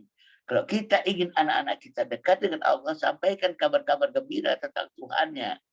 Kabar gembira dari Tuhannya. Hadis-hadis, ayat-ayat yang memang menggembirakan, sampaikan. Tidak untuk disembunyikan, tidak untuk disimpan. Jangan terlalu banyak punya kecemasan. Kalau ayat-ayat dan kabar-kabar gembira ini disampaikan, nanti anak ini akan jadi ceroboh, anak ini akan jadi sembarangan, anak ini akan menganggap enteng dan mengenteng-entengkan agama ini. Kenapa belum apa-apa kita sudah buruk sangka kepada anak? Sehingga ada hal-hal tertentu yang kita sembunyikan dari anak, nantilah akan disampaikan kalau mereka sudah dewasa. Agama ini tak punya sensor. Al-Quran tak disensor. Hadis tak disensor. Kapanpun anak kita akan membaca dan mempelajarinya itu sah. Kenapa kita kemudian menyensor agama ini pada anak-anak kita? Yang berikutnya saya agak percepat karena waktunya sudah hampir habis. Sampaikan kabar, sampaikan pada anak-anak kita, ajarkan pada anak-anak kita bahwa prinsip dalam agama ini semuanya boleh. Kecuali yang dilarang. Kalau kita ingin anak-anak kita menjadi pecinta agama, katakan pada mereka prinsip yang paling mendasar dari agama ini, yang paling mendasar dari agama ini, bahwa segalanya boleh, kecuali yang dilarang. Ini agama serba boleh kok, kecuali yang dilarang. Jangan kita mempersepsikan agama ini serba tak boleh, kecuali yang dibolehkan. Terlalu banyak pemikiran-pemikiran terbalik semacam itu. Dalam satu hadis Rasulullah bersabda, ala likulli malikin hima, ala wa inna himallahu maharimu. Ketahuilah sesungguhnya pada setiap raja itu ada tanah larangan. Dan tanah larangan Allah itu adalah apa-apa yang diharamkan. Semesta pembicaraan Islam adalah semesta kebolehan. Tapi ingat, yang ini tak boleh, ini tak boleh, ini tak boleh, dan ini tak boleh. Sisanya adalah boleh. Makanya itu yang menyebabkan dalam Islam itu yang banyak dibicarakan adalah yang tak boleh. Yang banyak di statement adalah yang tak boleh. Kenapa? Karena sisa di luar ini semua berarti boleh. Belakangan kita seringkali mengatakan pada anak-anak kita, berjalanlah di koridor Islam. Koridor itu di mana-mana itu seperti gang sempit. Di kiri koridor adalah terlarang, di kanan koridor adalah terlarang. Yang boleh hanya yang ada di dalam koridor saja. Bagaimana enggak timbul ketakutan, kekhawatiran, kecemasan, bahkan kebencian pada anak-anak kita terhadap agama ini. Bagaimana akan tumbuh iman dalam pengertian yang sebenarnya. Banyak yang bertanya kepada saya, Ustadz, kalau memang agama ini ada agama yang serba boleh kecuali larang, kenapa kitab-kitab fikih itu isinya larangan dulu? Ya betul, yang patutnya dikumpulkan dalam kitab memang yang dilarang. Kalau yang boleh dikumpulkan dalam kitab fikih, mau seberapa besar, mau seberapa tebal, 7 lantai pun tidak cukup menghimpun kitab fikih yang isinya boleh-boleh. Karena nyaris tanpa batas yang boleh gitu. Tapi yang dilarang itu terbatas jumlahnya, maka dia cocok untuk dibukukan, cocok untuk dikompilasi. Tinggal kita pelajari saja yang ini yang tak boleh. Dan sisanya adalah boleh. Ketika bahkan kita mengajarkan larangan-larangan kepada anak-anak kita, bangunan dasarnya adalah karena agama ini adalah agama serba boleh. Sehingga jadi yang mana yang dilarang? Ini yang dilarang. Dan yang terakhir, ayah bunda sekalian, kalau ingin cinta itu tumbuh pada diri anak-anak kita, ajari mereka untuk tak berputus asa dari rahmat Allah. Asa yang diperbesar, asa yang diperluas, asa yang tanpa batas. Karena putus asa itu telah milik dari orang-orang kafir. Allah berfirman, ya ayyuhalladzina asrafu ala anfusihim La taqnatu min rahmatillah, innallaha yaghfiru dzunuba jami'a. Wahai orang-orang yang terlanjur telah melampaui batas dalam agamanya, janganlah kalian berputus asa dari rahmat Allah. Sesungguhnya Allah mengampuni dosa-dosa semuanya. Apapun dosa itu. Sesungguhnya tak ada dosa besar bersama dengan taubat. Dan tak ada dosa kecil kalau dianggap enteng. Tak ada dosa besar selama manusia itu bertaubat. Tapi tak ada dosa kecil kalau kemudian dianggap enteng dan dianggap kecil. Dalam ayat yang lain Allah berfirman, la yahulu mirahillah ilal qaumil kafir. Tidak berputus asa dari rahmat Allah kecuali orang-orang yang kafir. Terlalu banyak dalil-dalil tentang ini.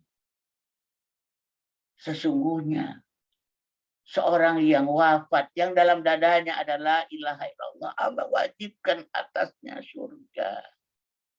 Sahabat bertanya, ya Rasulullah, walaupun dia mencuri dan berzina, ya Rasulullah. Ya, kata Rasulullah, walaupun dia mencuri dan berzina. Dalam hadis-hadis qudsi Allah berfirman, seandainya datang hambaku kepadaku dengan merangkak, aku akan datang kepadanya dengan berjalan. Jika ia datang kepadaku dengan berjalan, aku akan datang kepadanya dengan berlari. Jika ia mendekatiku sejengkal, aku akan mendekatinya sedepah. Jika ia mendekatiku sedepah, aku akan mendekatinya sehasta. Jika ia datang kepadaku dengan dosa seberat gunung Uhud, maka aku akan datang kepadanya dengan ampunan seberat gunung Uhud pula. Jangan pernah menyembunyikan hal-hal ini. Bapak, Ibu, Ayah, Bunda, saudara-saudara sekalian yang masuk ke rahmat Allah. Insya Allah, kalau ini yang menjadi landasan pendidikan iman kita pada anak-anak kita, yaitu mahabbatullah, maka akan lahir cinta. Akan lahir raditu billahi rabba wa bil islami dina wa bi Muhammadin nabiyya wa rasulullah. Aku ridho kepada Allah sebagai Rabbku, Islam sebagai agamaku, Muhammad sebagai nabi dan rasul. Dan sekali lagi jangan khawatir tentang takut. Cinta ini akan melahirkan takut. Tentang harap, jelas cinta ini akan melahirkan harap. Nah, itu saja yang dapat saya sampaikan. Mungkin masih ada waktu untuk diskusi. Billahi taufiq wal hidayah. Wassalamualaikum warahmatullahi wabarakatuh. Waalaikumsalam warahmatullahi wabarakatuh. Alhamdulillah, jazakumullah khairan Ustaz Adiana Rusfi ya, sudah memaparkan banyak sekali ilmu dan hikmah ya Bapak Ibu, Akang Teteh semuanya pada pagi hari ini di Jumat subuh. Masya Allah, tabarakallah. Masih ada waktu, mari kita buka sesi diskusi ya. Saya pun izin mengingatkan, ini boleh raise hand ataupun langsung drop di kolom chat bagi Bapak Ibu yang masih on ya, silahkan untuk maksimalkan waktu. Sambil menunggu mungkin ya pertanyaan ataupun Bapak Ibu yang mau raise hand, saya izin mengingatkan juga silahkan untuk bisa maksimalkan sedekah subuhnya ya, hari ini hari Jumat pagi hari menurut ilmu, silahkan untuk bisa ini ya, maksimalkan ikhtiar untuk berinfak di DPU Darul Hikam. Silahkan, sudah ada rekeningnya yang tertera di layar dan bisa bisa ditransfer ya di rekening tersebut. Oke, silahkan Kang Pak Ihsan, sudah raise hand. Assalamualaikum, Ustadz. Assalamualaikum. Ihsan. Ya, ini mungkin ingin bertanya, seperti tadi kata Ustadz bahwa kita Islam itu sebenarnya boleh, tapi kita selalu terjebak seolah-olah tidak boleh. Karena mungkin kita banyak termakan oleh yang dilakukan oleh orang-orang Yahudi gitu. Jadi mereka kalau melakukan itu apa yang dilarang Allah, maka mereka sebarkan.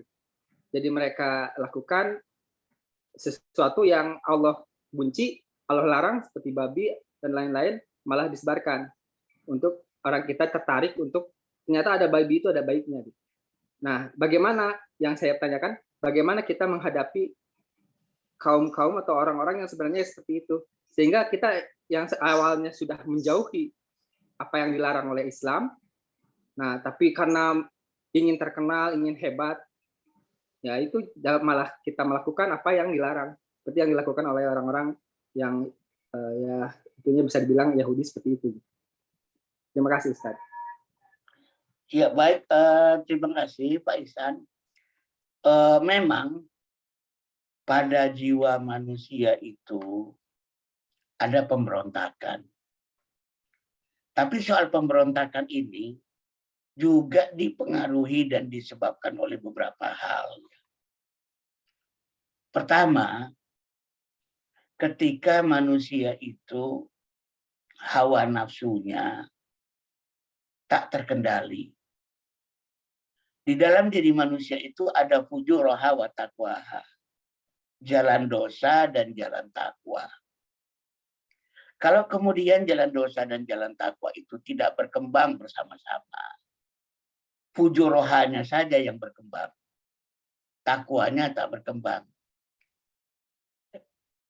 maka ada kecenderungan manusia itu justru tertarik melakukan pemberontakan, melakukan apa yang dilarang, seperti yang sekarang banyak terjadi. Kita lihat pada para remaja, karena remaja itu adalah orang yang sudah baligh tapi belum akil. Baligh telah menyebabkan hawa nafsunya bergejolak. Yang mampu mengendalikan hawa nafsunya itu adalah akalnya. Tapi dia tidak akil. Akibatnya ya sudah. Hawa nafsu itu memang memerintahkan manusia melakukan hal-hal yang justru dilarang. Melakukan hal-hal yang justru dilarang. Maka yang kita lakukan dalam perspektif ini adalah akil dan baligh itu yang harus kembalikan pada jalan bersama. Jangan balik makin lama sekarang makin cepat. Akil makin lama makin lambat. Akhirnya hawa nafsunya menguasai dia. Ini yang kemudian akan menyebabkannya menjadi manusia yang cenderung semakin dilarang, semakin dikerjakan. Atau yang kedua, cara kita mengajarkan anak-anak kita terhadap perspektif keislaman adalah sesuatu yang membelenggu dia. Kok semakin beragama ada rasa semakin terpenjara.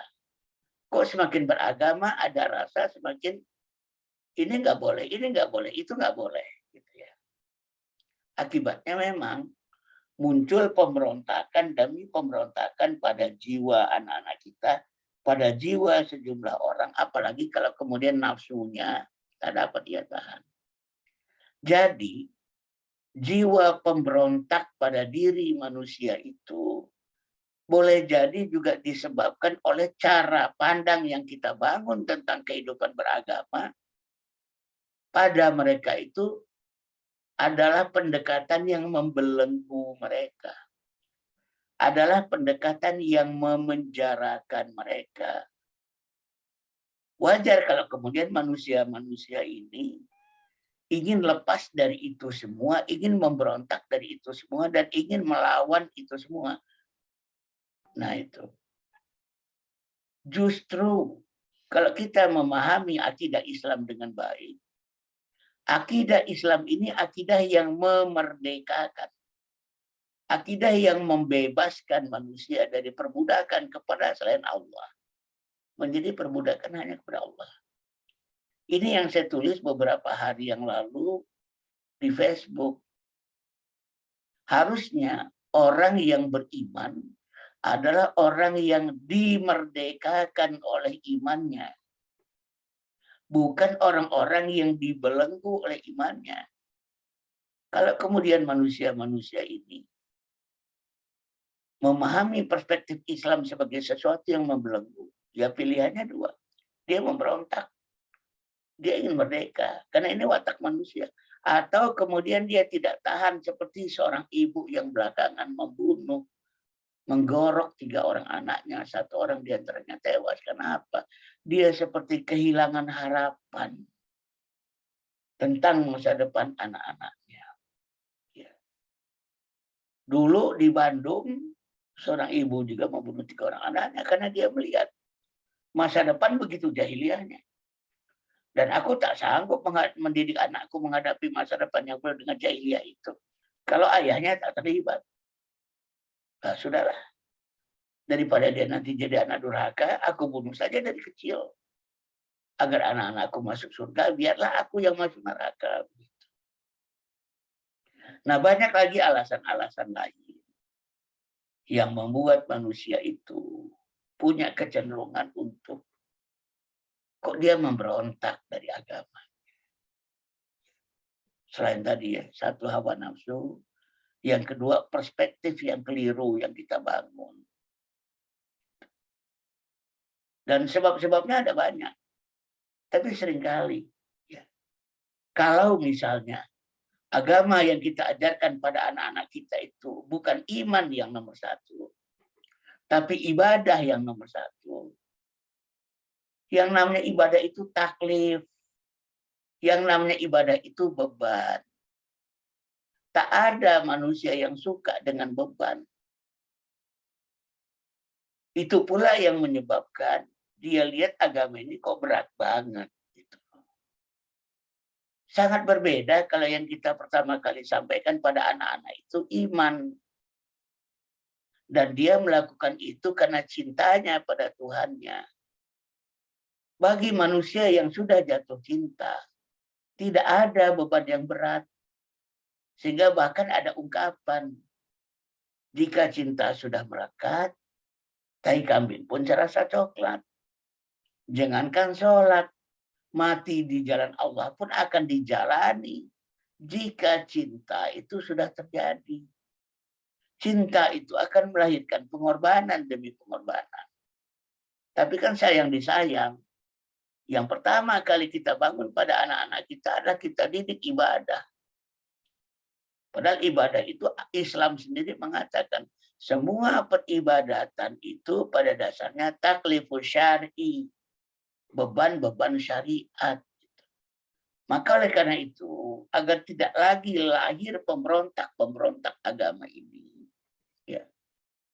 Sampai ada istilah itu kaum Islam liberal itu. Ya. Tidak ada yang perlu diliberalkan. Seandainya dia paham ajaran Islam itu. Islam ini sendiri adalah sebuah agama pembebasan. Tapi kan mereka berpikir picik. Kalimat la ilaha illallah sendiri adalah deklarasi kemerdekaan.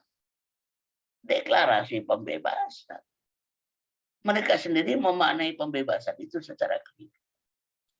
Sekali lagi, maka mulailah awalnya itu dari keimanan. Karena ini adalah sebuah visi. Iman ini sebuah visi. Iman ini sebuah perspektif. Iman ini sebuah cara pandang dan sudut pandang. Yang dengan itu dia melihat Islamnya, dia melihat Tuhannya, dia melihat Rasulnya. Nah begitu ya Pak Ihsan, terima kasih. Sama. Jazakumullah khair, Ustaz. Wah iya. Alamin. Baik. Aduh Pak Tri, nampaknya sudah di akhir ini teh ya. Waktunya udah mau berakhir.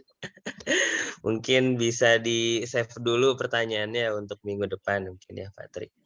Atau raise hand lebih dulu ketika diskusi dimulai. Mohon maaf sebelumnya dan saya ucapkan jazakumullah bil jannah kepada seluruh yang telah hadir ya. Mungkin ada satu closing statement terakhir saat dari Ustaz Adrian Lutfi untuk menutup perjumpaan kita pada pagi hari ini. Baik, Bapak Ibu Ayah Bunda Saudara sekalian, saya belakangan, terutama setelah buku tentang mendidik dan menyampaikan fitrah keimanan ini terbit, banyak sekali pertanyaan dan sejumlah pertanyaan itu agak mengejutkan saya. Betapa pemahaman kita terhadap keimanan itu benar-benar minim atau salah paham. Ada yang menganggap iman ini adalah bagian dari Islam. Hanya bagian saja. Ya. Seakan-akan Islam itu dibagi tiga. Sepertiganya ada iman, sepertiganya ada syariah dan ibadah, dan sepertiganya adalah akhlak. Padahal sebenarnya adalah ini bukan tiga hal yang paralel, ini serial. Bermula dari iman sebagai sebuah akar pohon, lalu kemudian dia melahirkan syariah. Syariah itu kemudian dia melahirkan akhlak. Gitu. Ini bagian dari keprihatinan bahwa iman itu adalah elemen seakan-akan sepertiga dari agama ini.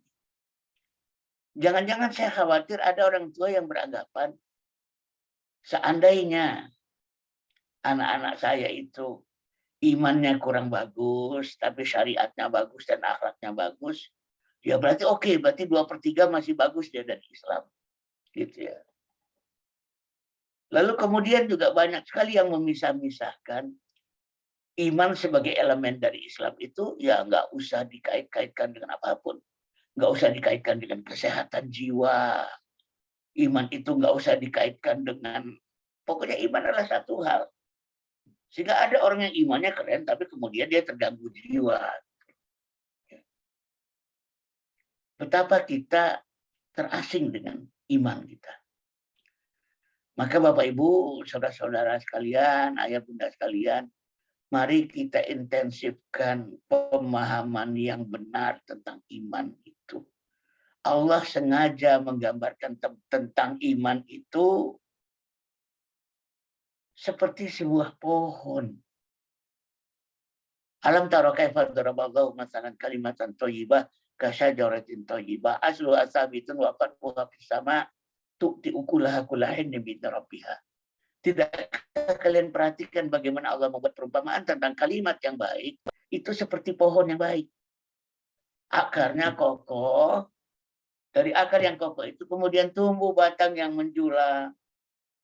Dari situ dia menghasilkan buah pada setiap musim. Digambarkan agama ini bagaikan pohon, bukan bagaikan Lego gitu ya. Di mana kemudian ada 3 unsur digabung jadi satu, itulah Islam gitu. Ada akidah digabung dengan syariah, digabung dengan akhlak, maka itu Islam namanya gitu ya. Nah gitu. Akidah sepertiga, syariah sepertiga, akhlak sepertiga, digabung, itulah Islam. Nah begitu. Maka mari kita perbaiki pemahaman ini ya. Bahwa iman itu adalah keseluruhan ajaran Islam. Ekspresinya adalah dalam bentuk ucapan. Implementasinya adalah dalam bentuk tindakan. Yang benar adalah seperti itu. Syariat dan akhlak adalah buah-buah dari iman itu sendiri. Harusnya dipahami dengan cara seperti itu. Bahkan dikatakan, seandainya iman kita 99% itu tak beriman namanya. Seandainya 99%. Karena iman itu 100%. Orang-orang yang beriman lalu kufur, lalu beriman, lalu kufur, lalu beriman, lalu kufur, dikatakan, ulaika humul kafiruna haqqo. Itu yang kafir sebenarnya.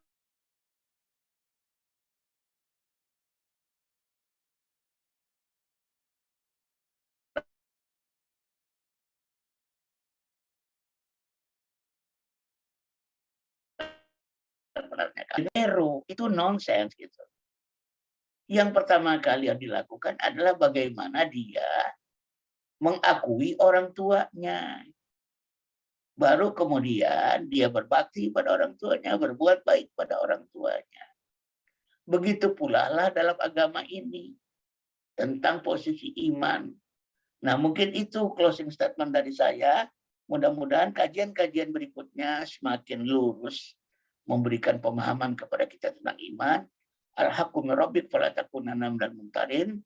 Wassalamualaikum warahmatullahi wabarakatuh.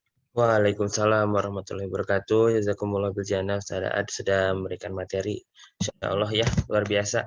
Menumbuhkan kecintaan pada Allah dengan menyampaikan hal-hal yang baik, hal-hal yang positif, hal-hal yang bisa merindukan surga akhirnya ya. Tidak takut dan takut. Ya, Insya Allah roja dan khaufnya akhirnya balance. Oke, hatur nuhun Bang Aad yang sudah menyampaikan materi dan teman-teman semuanya yang sudah hadir. Insya Allah kita bertemu lagi di minggu depan. Kalau ada pertanyaan dan segala macam mungkin nanti bisa di drop di sejak awal ya supaya bisa dapat kebagian antrian. Mari kita tutup dengan bersama baca alhamdulillah alamin dan doa kafaratul majlis. Subhanakallahumma bihamdika asyhadu an la ilaha illa anta astaghfiruka wa atubu ilaik. Terima kasih. Wassalamualaikum warahmatullahi wabarakatuh.